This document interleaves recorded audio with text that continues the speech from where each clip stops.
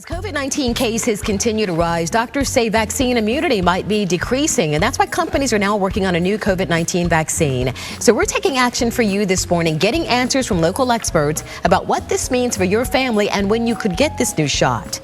ABC Action News reporter Larissa Scott is finding out how scientists are trying to improve the vaccine.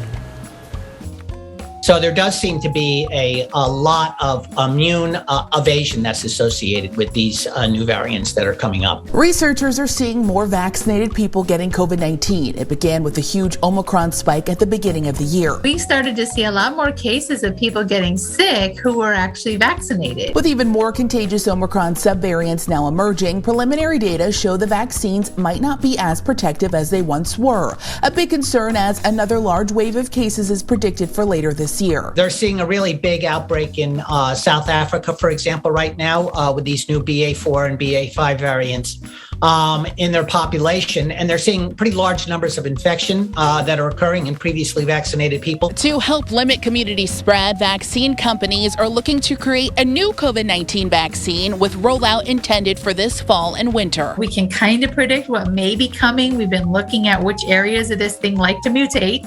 So we need to think about those particular areas and how to target that particular vaccine. Federal regulators are expected to decide on a new COVID-19 vaccine in the next month or so. I'm hopeful that we're going to be looking at some recipes that address them all. So can you actually make a vaccine that would address multiple types of variants? On June 28th, the FDA is expected to review data from vaccine companies about the versions of the next generation of vaccines they're testing.